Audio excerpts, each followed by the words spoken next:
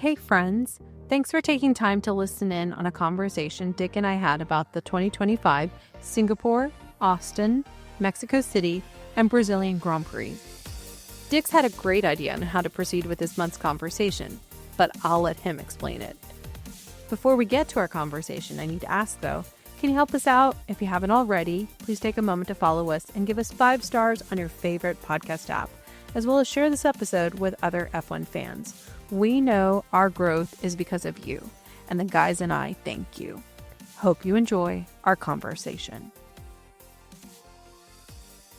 Dick, this is, I think, our next to last monthly race review for the 2025 season. Where did the season go? That's all I can say. It's right. It's a little bit of a blur. And then in other ways, it's gone on forever. It feels like Yep. kind of like both. We also decided to delay our October to cover the top of November because it made a lot of sense. That was your wonderful idea. And I was really grateful because, as our listeners know, we have day jobs and it was just getting to be so much to try to get everything wrapped up. And so we actually have quite a bit of races to review. And you also had a wonderful idea that we could kind of approach this a little bit differently in the format of how we have been doing it this season. And so you're actually going to take the driver's seat and lead the conversation. That's right. Versus me. I'm intrigued to do this because it is fun to not have to be thinking ahead. So I'm looking forward to being a passenger in this conversation. Well, I don't know that you necessarily want to be riding with me because I do have a reputation, but I'm glad to go and do that for sure. Sabrina, here's my line of thought on this whole thing. At the beginning of the year, we've got all these different teams, drivers, new drivers, lots of rookies, all that. And it really made sense early on in the season to take a look at how the various teams are doing in the development race, how each driver on each team is matching up with their teammates, all those kinds of things, the overall competitive landscape. But now we're down to 3 races. We've got Las Vegas, we've got Qatar, and then we have Abu Dhabi to finish out the year. 3 races, 3 weekends. And so there's storylines that have come into very, very good clarity. And so I think that it makes sense to let's think about the overall storylines and implications and maybe do a little bit of prognosticating going forward of what the final 3 races might look like, and just kind of have a conversation around that because there's really no development of the cars going on anymore. And we kind of know what the pecking order is among the drivers, that sort of thing. With that said, I thought maybe it makes sense then to change our focus just a little bit. So if you're good with that, then, hey, let's rock and roll and give this a try. For sure. You feel free to be the driver of this conversation. All right. I know that this probably makes you a little bit nervous. It makes me nervous too, but that is just fine. I have absolute trust in you, Dick. Oh, well, that makes one of us. It's like that wonderful line from the movie F1 where the team owner says, "I knew I could count on you, Sonny," or something like that. And Sonny says, "Well, the day is early yet." One of the things that it comes to mind is now that McLaren has won the Constructors' Championship, is there's some people who say, well, is there anything left to fight for? And so, Sabrina, I'd be interested to hear your comments on that. What do you think? I mean, the championship is done. McLaren sewed it up, did it way early in the season. So that rivalry between the teams is over, at least for the number 1 spot. What do you think about the rest of them? Yeah, I would say absolutely yes. The scraps are really worth fighting over because the value of these remaining points varies dramatically depending on where the teams are going to be sitting in the standings, but they're critical for everyone. I just think it's for different reasons. So if you look at like the front of pack teams, this is about setting up 2026. It's not just about the wind tunnel allocation, though that matters. It's also the financial positioning. It's staff bonuses for people who count on that money and need it to support their families. Actually, that was a point that one of our interviews, Joe had brought up, F1 journalist Joe Sayward had brought up, and it was really profound to me when I thought about that. And so when you have talent that is well compensated and feels valued, they're going to stay with you rather than entertaining offers from competitors. So I think these top teams, which have those high value talent, they're going to have to be protective of not losing that, especially if, God forbid, they got it wrong. They've got to want to keep that talent with them. So, and then also your sponsors, your final standings are going to matter about how you can sell your team. And all these teams want to make sure that their financials either stay stable or are able to increase. If sponsors don't see the value of their investment, that's when you're going to start to see spiraling happening. And I think strong finishes validate any kind of continued partnership. So that's like the front of pack in my mind. In the midfield, I think points represent proof of concept. They demonstrate you have what it takes to keep fighting, that you're in some ways seen as maybe a cheaper investment with real potential to rise. Like, you know, anybody who's investing, you want to catch it at that right point before it skyrockets, but not when it's just languishing. And so I think these midfield teams, they're probably very attractive to sponsors that want to get into this sport and understand the lucrativeness. Is that even a word? Lucrativeness? I think that's correct. It sounds right. I mean, we're from right? North Texas. We can do that. Right? Yeah. And so I think for young talent and mid-career staff, it working for a team that's proving it can punch above its weight and potentially reach the front is quite compelling. So it becomes part of your resume. You can say, I helped build this team upward. You know, like that's very important. Yeah. And I think a value that midfield teams would really want to have. And then I would say for the back markers, you're hoping that each point somehow pushes you forward, becomes a learning experience, and helps you avoid like annihilation, essentially, you know, like that you're not just sold off. It's a validation for the hard work of clawing your way up there. And so I think these teams, they need the points for not only their credibility, but for morale and quite possibly their survival. That's my thinking, looking at it more from a business perspective. But I wonder what you think as a result of being a racer and all of your experience. I certainly can't argue with any of the points that you make. You know, as I think about it, the European mentality of racing is it's a little bit of a Ricky Bobby mentality, and that if you ain't first, you lost, you know?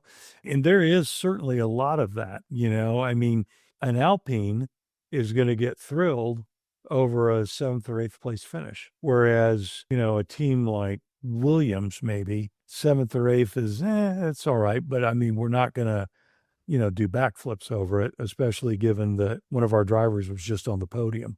So there is no doubt that morale, especially a team like Alpine, has had such a horrific year. Morale is a big deal for these guys. Not that it isn't for the other teams, but especially for these teams that have been a little bit, I won't say a laughing stock, but people have certainly kind of been pretty dismissive towards them.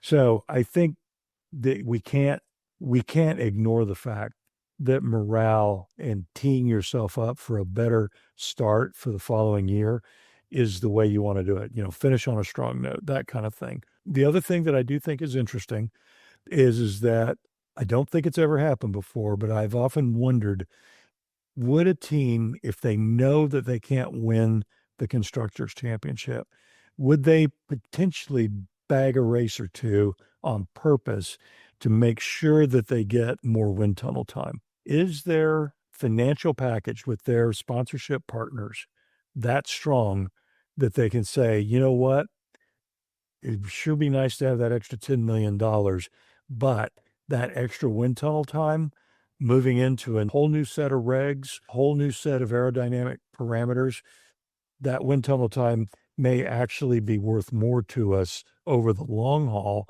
in terms of greater competitiveness the following season, and therefore more money in the season end points by getting it right when others may not get it right. Maybe that's a gamble worth taking. I'm not saying they would do that, but it's kind of an interesting thought.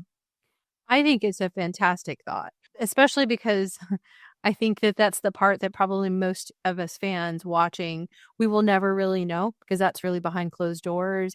And I guess my political background says that's the sausage making, and nobody wants to see that, but it happens.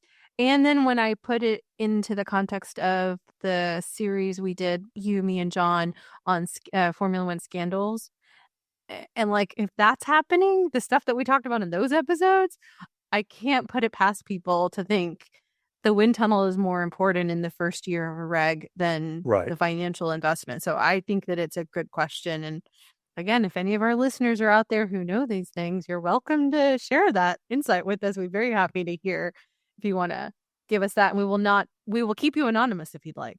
So, and we're all about conspiracy theories. Yes, too. exactly. Right. We're all about it. So we're Americans. So yeah, we're all about it. Primed for that. So with that Constructors Championship now sewn up and all that, the focus absolutely turns to the Drivers' Championship. And we've got 3 contenders who are out there battling. And I think George Russell still is in there with a mathematical shot, but it's sort of like he's got to win out. And Max, Oscar, and Lando, I don't know, they need the cartoon anvil to fall out of the sky and take all 3 of them out of all 3 of them out of all of the 3 remaining races. It's something crazy like that. So George, for all practical purposes, he doesn't have a shot, but he still is in it mathematically. It's just highly, highly improbable. So having said that, Sabrina, what are your thoughts between the last 3 standings, so to speak, Max, Oscar, and Lando? What are your thoughts? Yeah, I think it's such an interesting moment that we're watching. Like this month's races, especially because you had the wisdom to say we should wait till after Brazil.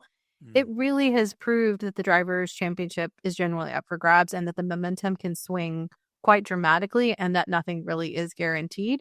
I mean, right now it does come down to, in my opinion, absolute focus, resilience, and determination. The ability to focus on what's directly in front of them ensure everything else in their lives is stable and healthy so they can give 100% to this goal. And I think that insight actually came to me as a result of listening to a number of interviews that Mika Hakkinen recently gave. I don't know if he's like doing the circuit of podcasts and sharing. It doesn't sound like he has a book. I think he's just simply uncharacteristically giving interviews. And as I listened to each of them, he highlighted that both his resilience in coming back from his accident, but even more of winning, was when everything else in his life was stable and he didn't have to devote any energy or concern to those things and just devote 100% to the goal of winning. It was managing that mindset that gave him the secret to his success. And so when I look at these 3 guys, like, for example, like for Max, I mean, he has the championship muscle memory. There's no question of that. He knows what it feels like to win. And it's not a few years ago. It's the last 3 years. So I'm like 4. Right. Well, yeah. Oh, yeah. You're right. 4. Sorry, Max. But unlike the past years, this car isn't compliant. As you said, recalcitrant. He's dealing with a major variable that's making it a challenge, but he has the muscle memory to know, how do I get to winning? And I think that's what's carrying him through. I think this race in Brazil was the prime example of that, of how he managed through that weekend and the decisions the team made, right? So for me, that only reinforced my view of what Mika had said in his interviews. Then for Lando, I think this represents like a long journey with McLaren and a significant mutual investment between him and the team. I think his openness about mental health makes me believe that it's about recovering from earlier in the year, and he's trying to peak at just the right moment while not losing that focus, not letting anything upset that balance that he's really gained over these last races. But it also won't be easy because, like, from what I'm understanding, and you can correct me because you have much more insight on this, Las Vegas apparently isn't really suited to the McLaren car. He's got to really prepare for a battle there, not only with his competitors, but with his car. Depending on how all that transpires, could that see the momentum wane, or only continue to rise. Like there's no guarantee it's really going to take his full 100% focus on those races to ensure that he continues to keep that momentum. And then with Oscar, I think if we just looked at this last month, it's kind of like, oh my goodness, it's been super challenging. And apparently, I think I said this in my race notes, and you, again, correct me if I'm wrong, but I think that he acknowledged that some of the changes to the car have impacted, like, I don't want to say comfort, but that's the only word I can think of, and his ability to harness the full potential of this amazing car. I would say is he has proven that he has the mental resilience to overcome that and achieve this championships. I just don't think he should be counted out. I really think that he has that tenacity and he still has time to adapt, and the championship has the potential to change really between the three of them race by race. We could see that momentum, like in my brain, I see like a pendulum. It could be swinging, but not just between two, but possibly three. And it's all if things don't, I would say for Oscar, if things don't line up neatly for the other two, his resilience really does put him right there ready. In that sense, it makes me think of what you guys have said about like winning a Grand Prix after having been in like third or second place is all about being there at the right place at the right time and taking advantage of that moment. And I think we're seeing that in the championship itself. Yeah, there's a lot of meat to this conversation. And again, I like the path that you're taking on this. Let me start off. I think I've got 4 things that I think that I want to add. Number 1, Mika Hakkinen talking about, getting his life in order so that he can be fully prepared to race and all that kind of stuff. Let me give a little context to that. This guy defeated Schumacher 2 years in a row. That tells you by itself what a tough guy Mika Hakkinen was and probably still is. Because until Fernando Alonso arrived on the scene with a good car, there wasn't nobody slowing Schumacher down. Remember, he won 4 or 5 world championships in a row with Ferrari, and he would have won more had not Hakkinen gotten in his way and Alonso gotten in his way. And so there's a good lesson there to be learned from what Hakkinen is talking about making sure that all aspects of your life are totally stable so that the only thing you have to think about is, in his case, going out and beating the German. That's and right. so I think it's fascinating that he put it in those terms. So that's the first thing that I picked up on. The second thing is Max, if you think about what he did in Brazil, I thought last year's drive in the rain from 16th on the grid was just unbelievable. And by the way, it was. But to start from pit lane, being forced on a 3-stop strategy because of picking up a puncture in one of his tires and still coming through and finishing on the podium. Are you serious? I mean, that was a drive for the ages. I mean, people will be talking about that drive like they used to talk about Sterling Moss's drive in like the 1961 Monaco Grand Prix, where they, to keep the car cool, they literally took off the side of the car's bodywork so that they could get more air into the driver and the engine. One of those kind of deals. I mean, people are going to talk about that drive for a long time. So if you watched it, what you saw was one of those really iconic drives. I'll tell you another one would be Ayrton Senna in the rain at Donington Park, 93, something like that. Insane drive, destroyed the field in the rain. And that was an epic drive. So is this one. Don't count Max out for those last 3 races. He's going to need misfortune to hit Lando and Oscar, I think. But, man, he's driving loose. He, Saturday night, said, I'm starting 17th. I have no hope for the championship. It's out of my reach. Now, all of a sudden, he's like, wait a minute. I just gained on Oscar, and I didn't lose that much on Lando. So he knows he's still in it, but he's still loose as a goose, too. So that's a deadly combination. Lando, I really agree with what you're saying. It's like Lando is like an NFL team that just made it into the playoffs, but now all of a sudden everything is gelled. They've hit their stride, and too bad that your team has to play these guys because they're probably going to, this team is going to go in and destroy them. Lando just kind of has that feel. had such a dominating win on Saturday in the sprint race, and yet he qualified on pole and then told everybody, this is Brazil we're talking about, and he told everybody, yeah, I'm not really feeling very confident about the race. And yet he went out and put a stamp on, I mean, he grabbed that race by the throat and just choked it. And so I think momentum's on his side, even though Max's momentum on his side as well, but Lando's got the better car. So I think Lando's looking good. For Oscar, this is the first time that he's been kind of in this rarefied air. I love what you said about Max having that muscle memory. He's been there, done that, got the T-shirt. Lando has been in contention for a championship, has come up short, but he's kind of been to the movie already, whereas this is kind of uncharted territory for Oscar. And so I think for Oscar, he's fully capable of pulling it together and winning the championship. But I think it's going to take a lot to be able to do it, simply because this is somewhat foreign territory to him. So those are just kind of my thoughts on that one. But that does make an interesting segue, and that is how do you manage the internal team dynamics at McLaren, given that Lando is up, Oscar is a little bit on the back foot, so to speak. They had that shoving incident in Singapore. Is Oscar walking around feeling like he's not the favored son? There's the rumor mills out there that Oscar may be looking to make a move to a different team at the end of the year, even though he's under contract to McLaren. And again, those are rumors. Sometimes where there's smoke, there's fire, and sometimes it's just people trying to stir something up. So anyway, what are your thoughts?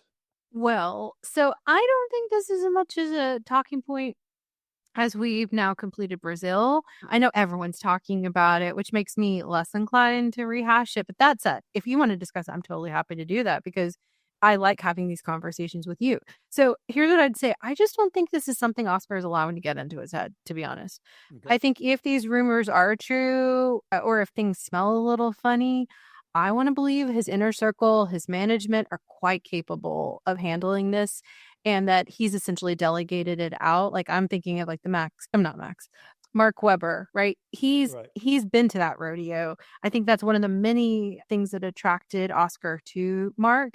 And in that sense of delegation, I see Oscar more like Max. Like Max doesn't tend to get into the drama, at least publicly, about all the stuff that was happening in Red Bull, right? He had his manager, he had his dad, and then all the other internal dynamics that was happening at Red Bull.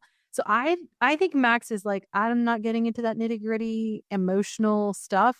And when he engages with the team, I kind of imagine him to be very clinical and removes that emotion. I picture him kind of speaking succinctly in team meetings and then everyone listening. Because you know how there's always somebody in a team at least in all the meetings I've ever been in, there's always that one person who doesn't speak very often, but when they do, we all just go, oh, they said something.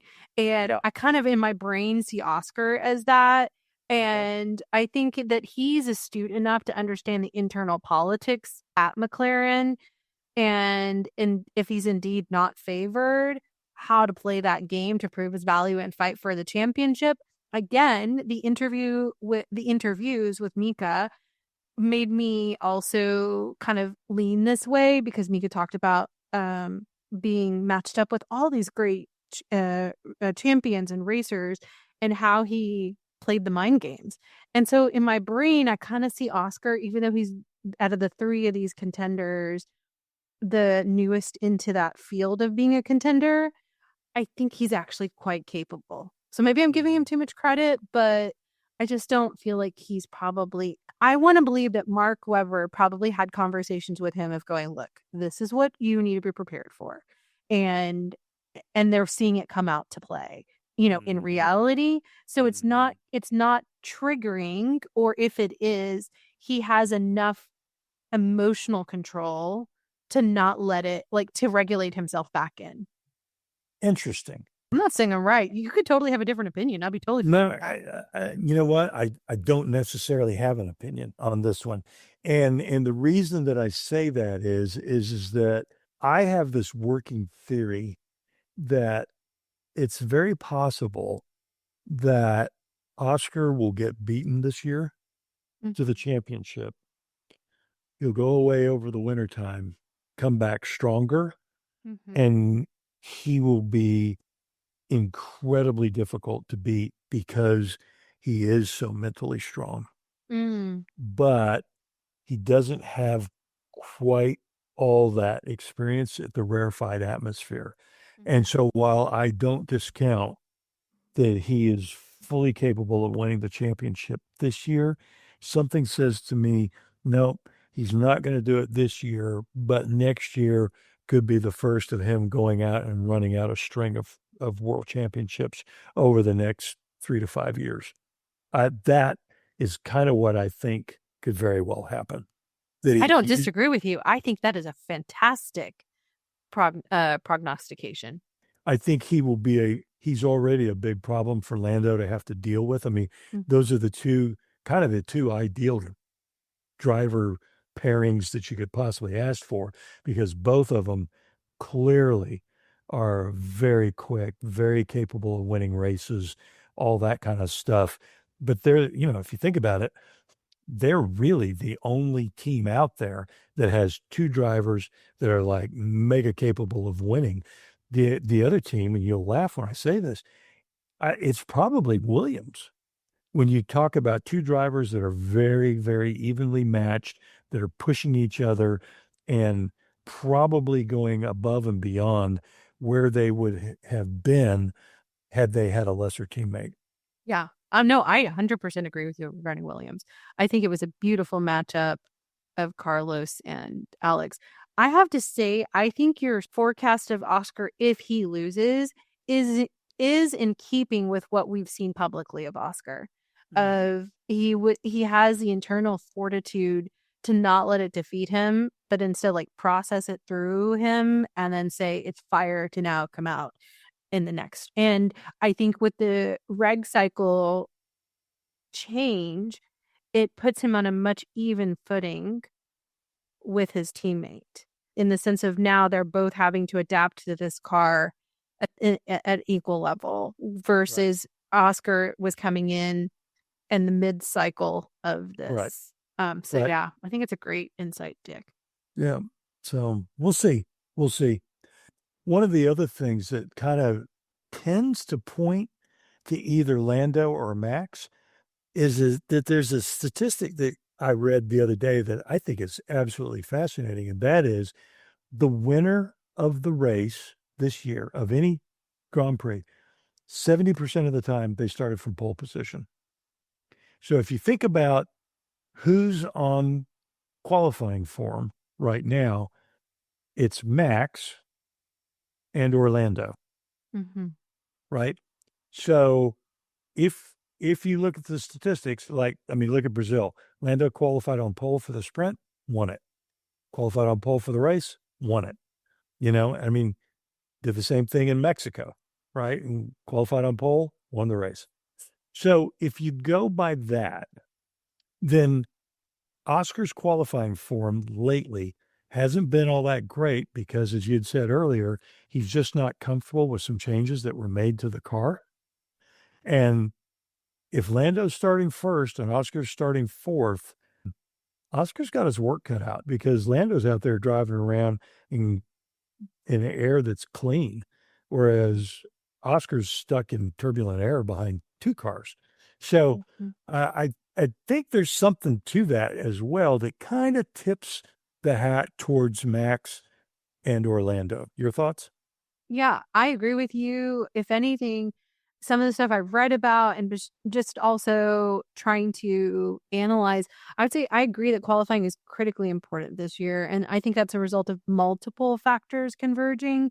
The regulations, from what I understand regarding the outlap timing, and it was changed at a certain point, like about like the timing of how the cars could be released. And, of course, the strategic gamesmanship that happens when it comes to trying to get into clean air for lap Right. optimization. Yeah. I think this year more than any has really come into play because and that's increased like the pit lane antics and strategic Right. decision making of when they're gonna like send them out. Yeah. I think teams are really moving the timing question away from the track and into the pit lane itself. I think we even saw that somewhat crash in pit lane was because they were all doing a little bit of a game of chicken. I think that's at least what it seemed like to me. I also think that it reflects the convergence of the regulations and the development aspect of it, which we've talked about, and part of the reason why we're taking this format, right? Development's kind of ending, so there's only small margins between the cars. So then the qualifying is really where we're seeing like that synergy of the car and the team and the driver. And so it could be that an excellent car that isn't in the optimum setup window gets dropped down the order, and conversely, a team that nails their setup can leapfrog their competitors. And I think we saw that this weekend in Brazil, right? Like that was prime of that. And I think all of that makes the high volume of, okay, this is my rant. I feel like I've been doing this every episode, but all the more makes the high volume of sprint races, especially this month, particularly challenging because it's thrown, and it's a word I've recently heard in the British world, a spanner in the works for all these teams regarding finding that optimal setup window with that limited practice time. And I think that that's what we might have seen at play this month. But we don't have, out of our next 3, we only have 1 sprint race. So I just kind of wonder if the quali where is it going to be? It's in Qatar, I think, right? Yep. Yeah. If how that will affect what you're saying about, or the sprint race, how it will affect the quali in Qatar. I fully agree with you. One thing too, while you were talking, the next race is Vegas, right? And you want to throw a spanner into the works. You know what? I'm not too for sure, given that the Mercedes is so good on the cooler temperatures, both ambient and track temperature. You realize that George and Kimi could be like the ultimate spoiler of the Max, Lando, and Oscar show. It would be awesome. Yeah. It'd be fantastic to see that. I mean, think about it. I mean, Kimi is now driving well. A Mercedes 1-2 is not out of the question. Yeah.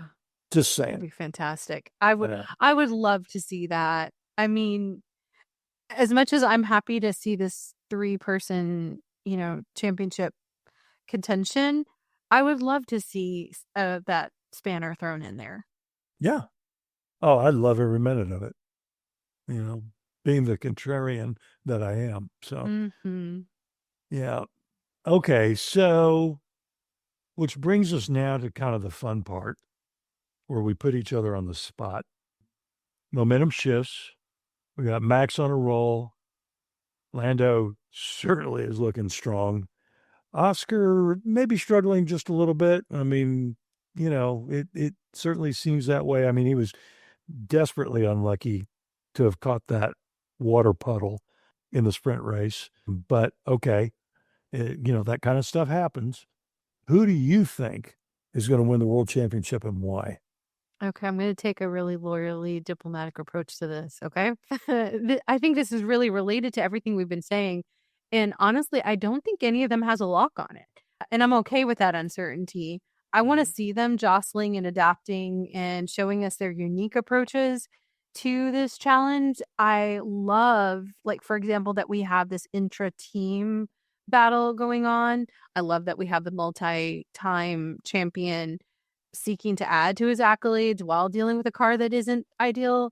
And I'm okay with each of them having weekends where one driver and their garage are able to bring it while another one struggles, knowing that it all might reverse the very next week. At some point, we might see both Oscar and Lando truly battling each other with Max either ahead or behind them. And essentially, that's what I'm really hoping to see. But then now that you've said about the George and Kimi, I'm like, that sounds really glorious to have that come in there. And I just want each of them walking away from every race hungry to prove themselves as the best. For me, that's worth the time of sitting there watching a Grand Prix. Well, not just the Grand Prix, watching the whole weekend, is to see these guys. And they're not just doing it without thinking of like 100%. They're like calculating and trying to maintain their control and their brains, all of that. I think that's what draws me into the sport. So I'm okay with any one of them winning, and I think any one of them could win at this point. Now, at the end of next month, we'll know if we were to do a conversation before the final, like Abu Dhabi. I guess it could technically go all the way to Abu Dhabi. Am I right? Yeah, sure. Okay. So, like, if there wasn't a clear out winner, if we ended up doing this, another conversation like this, and you asked me, maybe by that point I would have a clear cut, I want to see this person win. But I really do like all three of them. That's my problem. I like all the racers, right? Like, I don't choose one over the other, even though we joke and say I'm a fangirl for Charles, but I love You are. all of them. I am, but it's like they're all the great. I just have too much respect for them that I couldn't ever razz any one of them or want any of them to fail. Right. No, you want to see all of them rise to the top for sure. Exactly. Exactly. And What about you? Well, first of all, because I have to go down this rabbit hole, Okay. I know you're a Charles fangirl. How do you feel about the fact that he's now engaged? Oh, I'm so happy for him. I was so elated. I thought that's so great because this goes back to what we were saying about Mika. Like when your other parts of your life are fulfilling, all the more than you can then devote to the thing that you care about. And clearly, what is her name? Alexandra. Alex, yeah. She understands like the assignment. So I love that. I'm so happy for them. Like it's like your kid brother getting engaged. I'm like, yay, go for it. Love it. And here I thought I was sticking a needle in you, and instead you turned it around to something really positive. So I'll have to, what a failure I am. Okay, so from there, no, I'm just messing with you. Okay, I'm gonna go out on a limb here a little bit. Okay. And I like the idea of Mercedes throwing a joker on the table and making Las Vegas a race of damage control for everybody else. And so Max is going to control the damage better than Lando or Oscar because Max is loose as a goose and he's just not going to be fazed by the pressure. Whereas Lando and Oscar, they're feeling the pressure no matter what they say. I don't believe them. They're talking good. I ain't picking up what they're putting down. So that's number one. Number two, back to Qatar, then Abu Dhabi. I think it's going to wind up being Lando has to finish fifth or sixth to clinch the championship, regardless of what Max or Oscar do. And so that's going to be my prediction that we're going to get to Abu Dhabi. Lando is not in the driver's seat, but he's got 1 foot and a leg in the driver's seat and he's ready to slide on in. That's my prediction. Now watch, it'll be Max all the way. I love that. I mean, I'm going to support that just as much. It'll be fun. Okay, so we'll have to remember to review this when it comes to our end of year or end of season, whatever we want to do. And then our listeners can savage me all they want. It's fun. Yeah. I don't care. So. That's all right. How do you feel about the conversation so far? Oh, I'm having a good time, but I'm not done with you yet. Oh, okay. Are you throwing a spanner at me now? Yeah, I'm throwing a spanner at you because there are a few other things that we do need to talk about. And one is we've had a very interesting rookie crop this year. Mm-hmm. We've got, as far as true rookies go, we've got Kimi Antonelli, who's splendid. Isack Hadjar, amazing. Ollie Bearman, that kid, wow. And then there's Mr. Bortoleto, who is driving not the worst car, but at some circuits it's pretty good. Some circuits is not very good at all. And I've been super impressed with him as well. And then actually, sort of a rookie, but not a rookie, you have Liam Lawson. So what are your thoughts? Well, it's interesting because Liam in my mind is such an anomaly. And because of the way that we've seen his year progress of the upgrade and then the downgrade between the two teams, I haven't really been able to wrap my brain around what's a fair measurement of him. But I would say for the others, Kimi, Isack, Ollie, and Gabi, I think they've got substantial track time now under their belts. Mm-hmm. And what I keep wondering is, what are we seeing about their consistency and ability to wrangle their respective cars? And more importantly, what does this tell us about their 2026? Like, since all of them have secured their seats, The teams clearly have confidence that these are solid investments this year and good bets for at least next year. I think Kimi has shown us remarkable composure for a rookie, particularly at the challenging circuits, Singapore and Brazil that we saw this month. And that's on the heels of what I felt was a very hard European leg of the Yep. season. Yeah, he struggled there. He really struggled. I was actually driving this afternoon and I was thinking about it. And I wonder if being away from Europe and like not being in the midst of like his hometown, his home country, and just away, there's something to be said about when you travel, like you disengage. And if they created some of the systems to help him as a young person, let alone a young driver who was so quickly promoted up, that's maybe given him some ability to stabilize and bring out the very talent potential that they've been telling us he has. Isack continues to impress me with like his defensive driving, his racecraft that really kind of belies, in my opinion, his experience level. I mean, his defense against Alonso, I think it was Singapore, despite that power unit issues, was quite noteworthy in my mind. Ollie, my goodness, that kid, as you said, as you were setting me up to answer this, like he's demonstrated such ability to like maximize during quali and hold his position under pressure. Gabi's performances also like very good. Again, because it's especially in a Sauber, and I think because you've highlighted, it's just given him the ability to fly under the radar. But then he's also not always flying under the radar. Like he's in there with like Max and Alonso, and that just represents, in my mind, all these rookies, not just points, but a symbolic generational transition and real composure on their part that I think when we were going into the beginning of the season, we didn't know, would these young racers now being promoted into these seats, could they hold their own? But I think time has allowed them to really develop.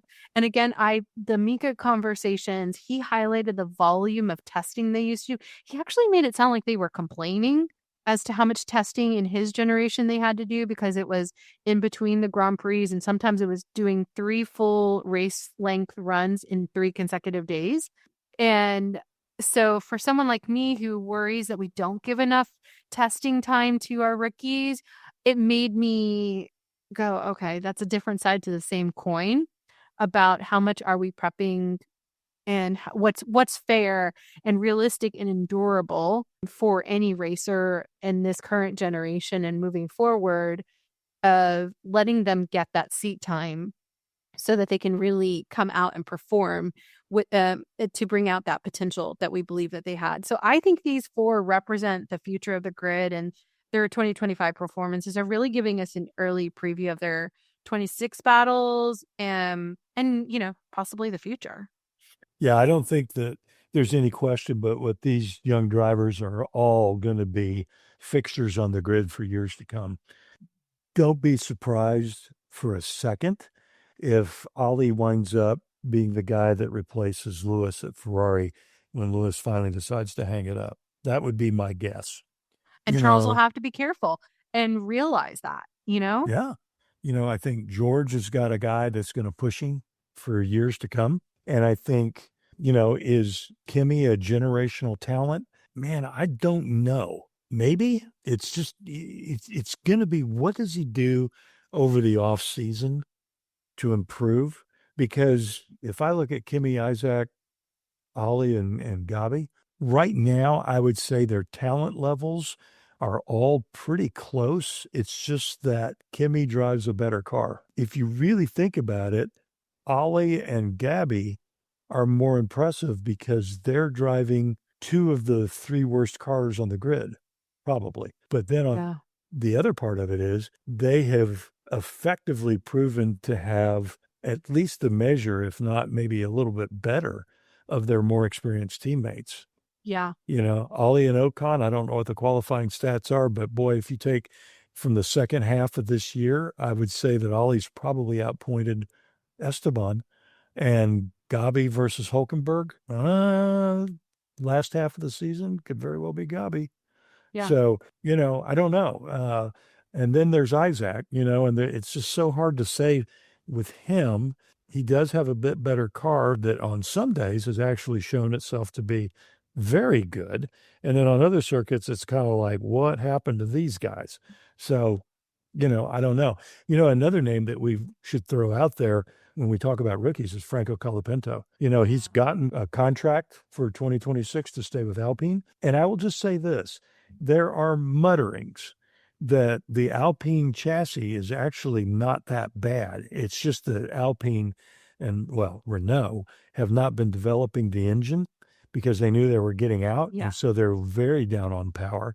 And if they have a Mercedes engine, which they will have next year, Alpine actually would have been featuring very, very much better than what they're doing right now, which is fascinating. I don't know if that's true or not, but it's very interesting. Yeah, I think you're right. And it makes more sense as to when we look at them in the last 4 or 5 years, because this isn't where they have been. It's not like they all of a sudden just regressed in their design. It has to be something other than design, in my opinion. Going back to the 4 rookies we were talking about, the other thing that I think is remarkable about these 4 is their mental strength, that I think there's a level of stability in them despite, like, especially when you talk about the 3 that are in cars that are not as good, and their resilience again inside of that. And the other piece with all of them is they're very good on the media. Yeah. And balancing. I think Kimi, it's more because he's younger, but the other 3 have done really well when you watch them in the media pen, in interviews, socials, all of that. They're balancing this very challenging year of assimilating into F1, but are also doing very well in all the other responsibilities that are tacked onto a driver. So when you say that they're doing well in the future of the grid, I'm like, yeah, I can see how it's been a really good investment for their teams.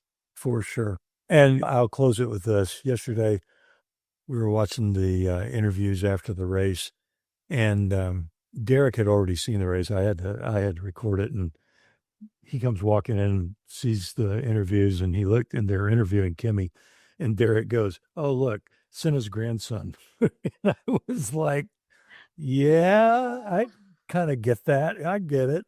So anyway, I thought that was pretty funny. So He's so sweet. Little Kimi. I just, again, little kid brother, like he's like the baby brother to me. I'm like, I just want to give him a hug, but he's got such strength in him. But yeah, he does kind of look like a mini Senna. yep, he really does. Okay, So, can I throw a spanner in for a sec, go Hills? for it. Go for it. Okay, so we talked about the 3 contenders and we just talked about the rookies. I wondered if we could talk a little bit, because here are my thoughts about some of the seasoned drivers, and I see them in 2 classes. So, because as we're looking at this month, I just have been thinking, like, what was going through their minds? They're not going to be contending for the championship. They've been going out there and putting everything out on the track, and it's not a question, are they talented? But the season hasn't allowed them to demonstrate it consistently. And then I was like, well, why? I could argue that it's their cars, but is it truly the car? And I was like, well, I could argue it's the mental component, but is it purely mental? Is it something else entirely? I don't know. And so, like, when I looked at the whole cohort, I broke down like Lewis and Alonso. I'm like, there's our champions. Like, I always hear you in my head. They did not forget how to win. Like, they just don't forget how to do that. So, well, as the circumstances aren't aligning for them to deliver the wins and the major point hauls you'd expect. I mean, how many times did Alonso like have the anvil dropped on his head this year? Yeah. And that's got to be wearing on them. I mean, Lewis came to Ferrari expecting something different from Mercedes, and it's clearly not living up to his expectation. There's been occasional flashes like that master stroke at Spa that remind us of his brilliance, but there isn't that consistency. And then Alonso, like, he's been with this project for how long now? It feels like forever. He continues to toe the company line. Yep. These are like stallion drivers. Right. They have to be frustrated, and they're not getting the results that they expect of themselves, let alone from their teams. So that was the 2 of them, like the seasoned group in my brain. The other would be Charles, Esteban, and Pierre. They're all of that same generation. They're no longer young, and they're also not as seasoned as like Lewis or Alonso or even Nico. Yep. Their cars aren't where they need them to be, And when the cars actually do perform, it's not consistent. So, what must they be feeling like this month as they look toward the final races and even further to 2026? It kind of goes back to the very first question you asked about the constructors battles. Like, I have to believe that they're thinking about that. Like, how do I get my team the points and benefit our teams to get locked in to where they need to be because they're locked in for their teams and believe in their team's future. But I have to wonder if they're also looking around and thinking, is my loyalty going to be rewarded? They aren't racing for just Grand Prix wins. Each of them believes they can be a world champion. Right. So like with all of them, I have to believe they're looking at 26 and they're thinking, how do I maximize this short winter break mentally, technically, and even like physically with the expectation that their respective teams are going to get it right. And they're not in contention for the drivers' championship, but the points that they're wanting to do not only will benefit the team, but then also probably they have to be thinking, this only looks good for me when the new driver market opens and I'm positioned to move if my current team doesn't produce the results that I want. I don't know if these are thoughts that even make sense to you, if you think that this is fair or realistic for me to be asking these questions. Yeah, no, I think it's really great point, and something certainly a new listener would want to hear, maybe be dissected just a little bit. So I think, if we think about Lewis and Fernando, no question, two champion drivers, they haven't lost the ability to win races. I promise you, neither one of those guys has lost that ability. There is no question in my mind that Alonso has a chip on his shoulder and a fire in his belly. There is no question in my mind. That old man is pissed and he wants to go and prove to everybody that the only reason he's not a 5 or 6-time world champion is because he's been driving substandard cars for most of his career. That's my take on Fernando. Lewis, like you say, I think he's had the wind taken out of his sails a little bit because he's been saddled for the first time in his career, a car that isn't even the second best car on the grid. It's the third or fourth best car on the grid. And he's having to deal with that. Charles is not completely unaccustomed to that, but I think both Charles and Lewis are sitting there saying to themselves, we're driving our rear ends off in a car that just doesn't have it. And I think because he's younger, Charles probably has an easier time of keeping his spirits up. But Lewis has gone from, let's face it, a culture that isn't just used to winning. They're used to dominating, and maybe not as much as they did in the, 20 teens, but they were still capable of winning races at least all through 2024. And so 2025 comes, he goes to Ferrari. And while they're not the circular firing squad that I usually call them, they also ain't all that great either. And so Ferrari's lost their way a little bit. And unfortunately, I think that that's probably playing on Lewis's mind just a little bit. And certainly it's got to be playing on Leclerc's mind because Charles is sitting there going, if Ferrari doesn't get their act together at some stage, I want to win a world championship. Are these guys really capable of winning me a world championship? Because remember, the last world champion for Ferrari, what was it, 2007 with Kimi Räikkönen? Yeah. 18 years. Yeah. And so Charles has to be thinking, when or if I make a jump, when is that time, right? I think the answer is going to be with what kind of car is produced in 2026 by all of these teams, but especially Ferrari and Aston Martin. Because if you look at Aston Martin, if I'm Fernando Alonso, I'm sitting there going, I got Adrian Newey designing the car. The chassis is going to be the best or one of the best. That's an easy one. So is Honda going to be able to deliver the kind of power that I need to be in either the best car or the second best car? Because if it's the second best car, I can be the world champion. I know that's what Fernando's thinking. And so that's why he's able to toe the company line, is he sees what's coming down the pipeline.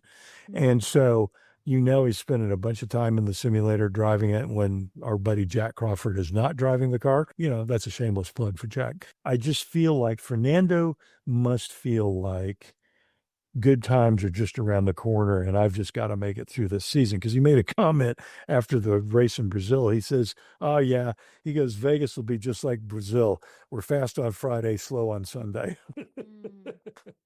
which is kind of the pattern that they've been. Yeah. Yeah. They make improvements and go slower as the weekend goes on. It's just crazy.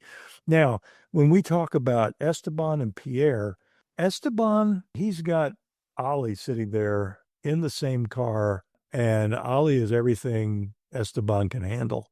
It's an interesting scenario for Esteban. Of course, he's got a ride for next year and all that, but I'm kind of sitting here wondering, oh gosh, I wonder how much longer Esteban will be in Formula One. I mean, he's had a long career already. Is Ollie Bearman the guy that's going to maybe be the impetus of pushing Ocon out? And I think it really depends on what happens. I wonder, because think about it this way. And I don't know when Esteban's contract is up, but let's say Ollie outqualifies and outpoints Esteban a little bit in 2026. If Lewis stays, given Esteban's age, would Haas keep Esteban for a new contract, or would they bring in some young talent, right? Because they have to see the handwriting on the wall. And that is that sooner or later, Lewis is going to retire. And if I'm a betting man, I'm not, but if I was a betting man, I'd say that Ollie is going to Ferrari, which now gives them, if they don't have a new stud in who's capable of matching Ollie on his times, then what do?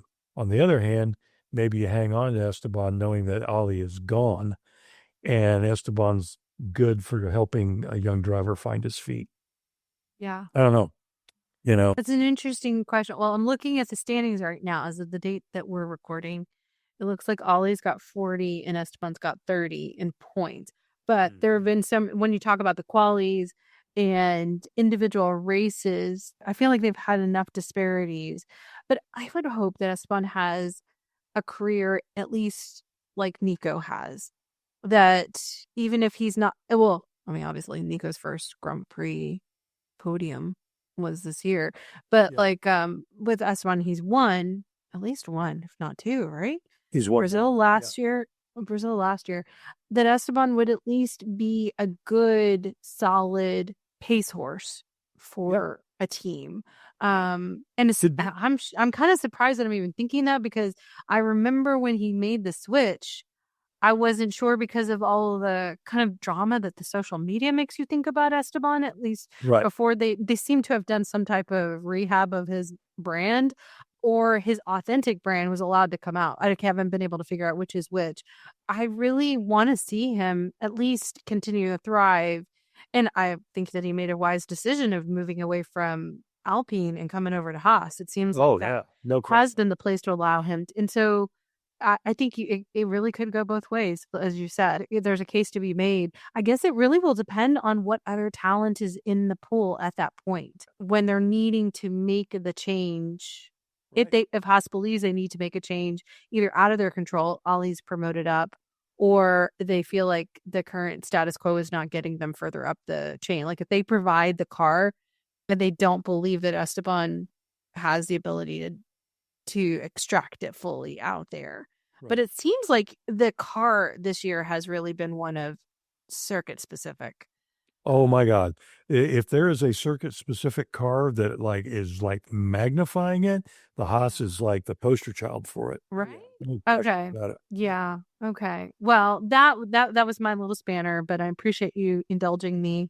It's kind of like I needed to do a detour, even though you were doing the full drive. Oh, yeah. No problem. That pit stop. And last of all, I would also add Pierre Gasly I think he has done nothing but, even though he's been saddled with a very uncompetitive car, and we know about the turmoil in Alpine and driver changes in the second seat and blah, blah, blah, all that kind of stuff.